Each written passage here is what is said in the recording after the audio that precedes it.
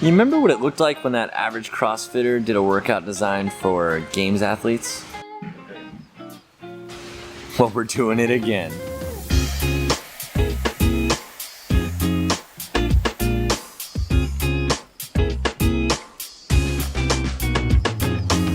What is up, guys? Welcome back to the channel. It's John here again. Hey, it's your first time here, go ahead and click that subscribe button. Here we do some fitness stuff, some one-wheel stuff, some CrossFit stuff, but let's get into it. Today's video is a continuation of a series we've been doing called An Average CrossFitter Does. Today we are doing event 5 from the 2020 Rogue Invitational, and I'll put it up on the screen right here. What it is a chipper, right? It's a pyramid chipper. It starts with 40 calories on the rower. Then we go into 30 D-ball squat cleans, which is a brand new movement for competition. So excited to try this out. Pretty sure it's gonna crush me. After that, we've got 20 box step overs holding the D-ball up on our shoulder. And then we've got 40 strict handstand push-ups. Now, this is gonna be the crux of the workout. And then we work our way back down, back till we get to the 40 calories on the rower where we finish. And today, it's got a 20-minute time cap. So, we're gonna be working hard, we're gonna be working for a long time, and you're gonna be there for the whole thing, right? Perfect. All right, let's go warm up. You taking Instagram photos of me? Behind the a little BTS shot? So in fashion with the other videos, let's talk about a couple of warm-up moves that I would definitely do for a workout like this. When you're working on something like the rower, just get on the rower. Row for a couple of minutes, hit 500 meters, 1,000 meters, make sure you're breaking a sweat before you start moving into the other movements. Then as you're warming up with the D-ball, if you've got the choice of doing different weights with that movement, start out doing that. Get the 45, work up to the 50, the 60, the 70 until you get to the weight you're supposed to use for the workout. Same thing you would do with a barbell. If you don't have that option, maybe use a barbell, maybe take the weight that you have and start with a power clean until you get into front squats and other things. Also, make sure that you've got your box, it's nice and sturdy. Make sure that you do some step overs without the weight, do step overs with the weight. As for some mobility things I would do, we've got handstand push-ups today. Make sure you're doing some banded distraction with your shoulder. Make sure you're maybe rolling out just a little bit so you can get that perfect end range, right? You're able to get your hands stacked right over your shoulders. And as always, make sure that you test out every movement you're doing in the workout. All right, turn this. There you go, that'll work. Okay, so times for the females on this, right? Since that's what we're following. Sara Sigmundsdottir won this event with 13 minutes and 15 seconds. Just let that sink in real quick. And then last place still beat the time cap at 1950. So my prediction is that it's gonna hurt, but we're gonna have a good time. I recruited a couple people to do this one with me because I think this one's gonna be really special. But hope you like it, and I will see you after the workout. Later. All right, guys, back home in the home gym. That was a workout. Let's just hit each movement in the workout, a couple of afterthoughts.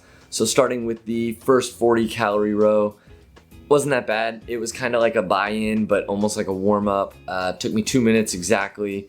Felt pretty good getting off of that, getting right into the D-ball, squat cleans, picking that ball up and just trying to figure out the most efficient way to get it up onto my shoulder. I noticed that if I caught it too far on the front, that it was super hard to stand up with it because it was really straining on your anterior abdominals, which is what you just taxed with all those toes to bar from the prior event.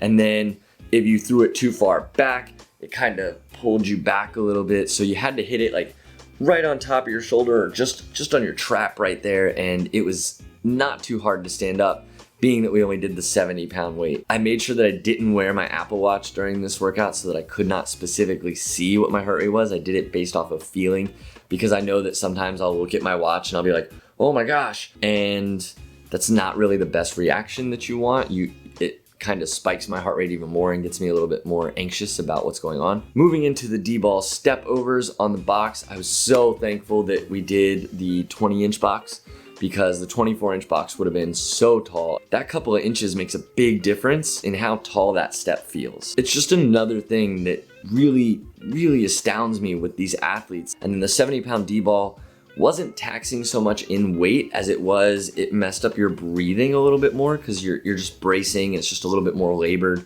And then again, it's just compounding with the toes to bar that you did in event 3. Over and over and over, I just noticed like I put it on my right shoulder and the left side of my abs would really tense up. And then I put it on my left shoulder to carry it and my right side would really tense up. So I broke those into much smaller step overs than I thought. I was really hoping to do 2 sets of 10. Moving into the handstand push-ups, I was very conservative. I did sets of 4 through pretty much the whole thing. I think I got halfway through with sets of 4, so I did 5 sets of 4, and then I elected to go to 3 so that I didn't ever reach that failure point. It was more of a conservative decision than it was a necessity. I think it was a really good one because by the time I got to like 31, 34, I was really struggling to get that 3rd rep locked out. And then the last 5, I did 3 and 2 to try and catch my breath. Then I did the step overs. I think I did that in 3 sets. Getting back to the D-ball cleans, it was really small sets. I was just trying to keep moving. My breathing was really heavy by this point, but the second round of D-ball cleans, that's where I got hung up. I was not anticipating that being the part that really messed me up, but it was. And then I got back on the rower and I was just lacking that leg drive from all the squats, from all the step overs, handling the D-ball, trying to pull it and clean it up. Like then when I was trying to like pull the rower, my abs were tired, my back was tired, my arms were tired, my legs were tired, and I had less than 2 minutes, which would mean I would have to row faster the second time than I did the first time, which I knew wasn't happening. I was probably rowing about the same pace as I did the first 40 calories, but it felt so much harder. Finished with 31 calories at the time cap, 9 to go. It was close. And like I said, I'm really proud of my effort, and I think that's all I can ask for. But again, it just shows how impressive these athletes are. And I know I just keep saying it, but realistically, like, wow. And to think, the athletes who are doing this did 3 events on day 1 and did 3 events on day 2.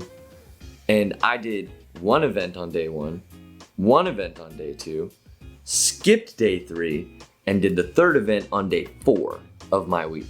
And I am super sore. My abs from the toes to bar and my shoulders are spent.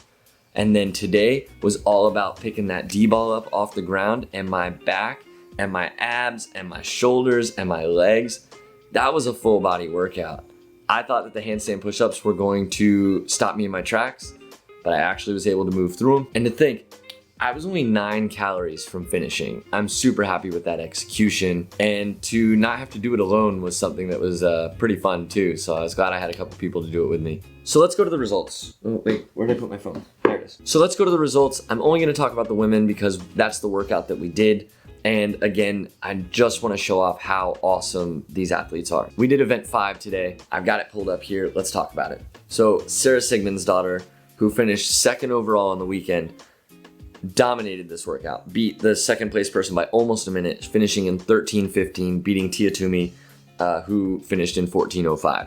So 50 seconds faster. Wow, that's super impressive. And then scrolling all the way down to the very bottom, the last 2 finishers finishing in 19:34 and 19:50. Just 10 seconds short of that time cap. I think I could have been in there at like 20:30, 20:45. Realistically, I was still almost a minute behind the slowest athlete at the Rogue Invitational. So once again, holding down last place. What's up? Victory.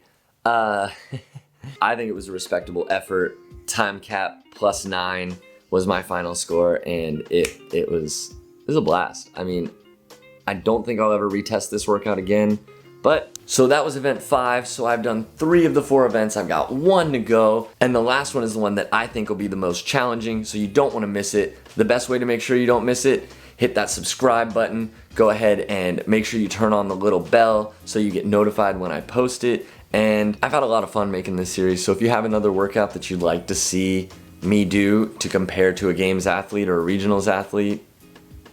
And as always, I'll see you guys in the next video. Later.